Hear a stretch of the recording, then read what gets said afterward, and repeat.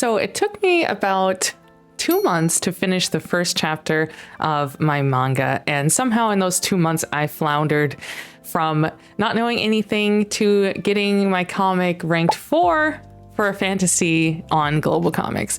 But when I say flounder, I mean flounder. That work was not without a series of incredible mistakes that we're going to talk about today. Starting with the first mistake that I made, which was I didn't finalize the dialogue in my comic by the time I was ready to ink and bubble and do all of that. I basically thought if I had a general idea of what the characters were going to say, then that would be more than enough for me to kind of just like get started, you know, drawing, filling the bubbles, and then putting in the text. It wasn't until I had kind of done the first pass of the chapter that I realized, oh, actually, this character should say that. And the personality that I decided for this character is not really coming through, so I need to change what they're saying. And I made so many adjustments to what the characters were saying and, you know, adding things here and there that I realized I took about like 5 or 6 different passes over the dialogue. And I really wish I would have gone back over the document that I had where I was planning the dialogue and just, you know, made those revisions when it was just on one text document instead of when it's like on a nearly 60-page Clip Studio file. Definitely, if I would have finalized the dialogue, I wouldn't have had to go back and make so many corrections and, you know, kind of like change some really critical and pivotal things. I will say with this one, it taught me how important dialogue is because a lot of the changes that I made were related to the character's personality not coming through as much as I wanted them to. So I guess there was like a gold nugget in this mistake, if you will. Second mistake is pretty much related to the dialogue, and it's that I didn't properly plan the spacing of the bubbles in each panel. So, and a lot of this has to do with going back and changing what characters are saying and you know, expanding upon lines. I made the absolutely critical mistake of not planning how much space the bubbles should take up. In some panels, the text bubbles are so small, and you know, like, I reasoned with myself and said, oh, like you can zoom in, like you can read this on an iPad or your computer and you can just zoom in. But even though that's something that you can do, that's not the experience that I want my reader to have. So having, you know, not planning the dialogue and then not planning the bubbles for each panel really made it tough when I was making those dialogue changes, squeezing stuff in those little bubbles. And if you know, you know. It's definitely, in my opinion, one of the most critical errors that I made in this first chapter. And as I started the storyboard for my chapter 2, it was the very first thing I sought to correct was the dialogue is going to be finalized and that storyboard is going to have those bubbles exactly where they should be, almost biasing a little bit more, giving a little bit more space to the bubbles in some cases than the panel. So we will see how that works with chapter 2. The next mistake that I made was not experimenting enough with the gutter size for my panels. This is something that is very subjective. Everybody kind of uses different gutter sizes for their comics, and some people like super wide gutter, vertical and horizontal gutters, and some people like super small. I, being the absolute novice in manga making that I was, I didn't really think too much about it. I basically found a tutorial that was talking about how to even add the gutters in Clip Studio, and I just followed whatever that person did, not really thinking too much about it. And it wasn't until I finished the chapter and I went back and I realized that, oh, the gutter spacing is actually like really important because it's one of the ways that your reader kind of gets a mental break from what's going on in the chapter. The spacing between panels in some cases allows the reader to kind of take a breath when there's a lot going on. And when I realized this, I was like, oh crap, here's another thing that I like hastily just kind of did whatever I wanted, and now I realize that that was a terrible mistake. The next humongous mistake that I made in chapter 1 was not accounting for the dreaded moi pattern.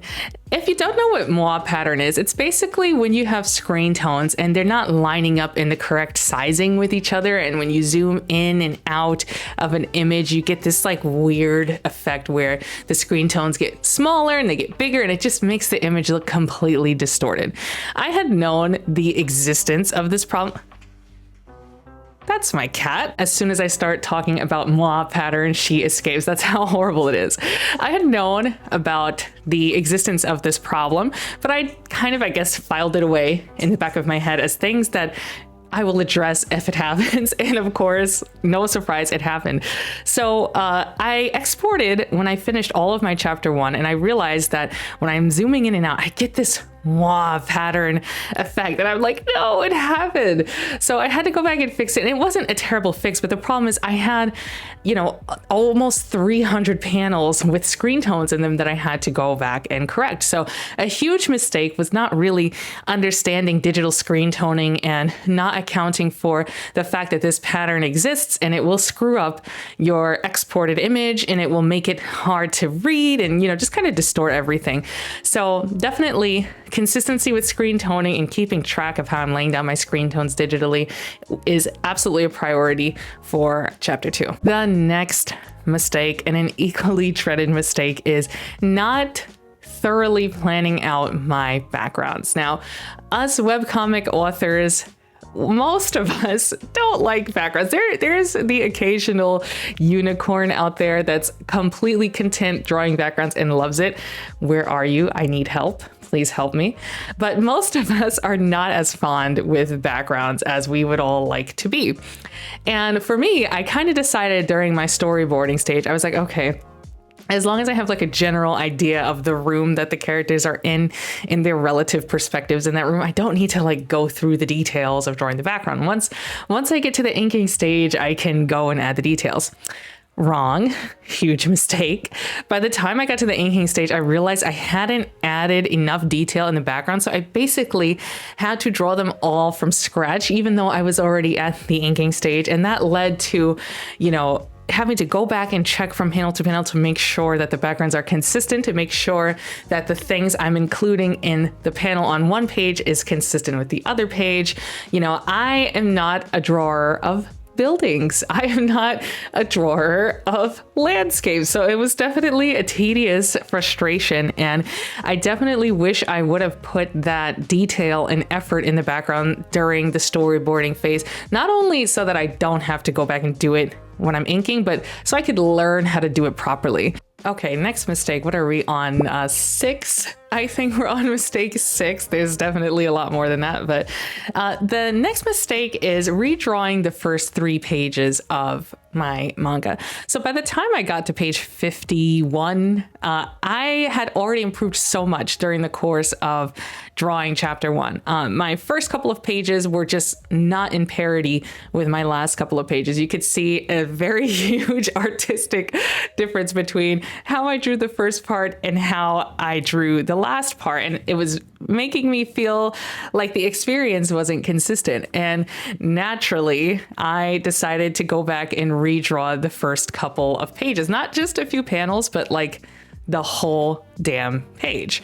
And I think that was a mistake. I think one thing that I try to internalize is the idea that creating a manga or comic is kind of a journey. Something that I enjoy about my favorite comic authors is seeing their first chapter and then looking at like their 60th chapter and seeing how big the growth was between their artistic style and their writing style. And I think that's the beauty and something that's exciting to witness with serialized work.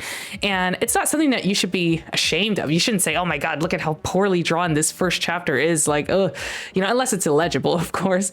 But for me, now I look at it as something to take a little bit of pride in. It's like, oh, look at this improvement. But the mistake I made was, redrawing it and kind of not internalizing this idea that this whole experience is like, it's a growing journey. I'm going to get better, I wasted a lot of time redrawing those first couple of pages because I wanted to artistically be on parity.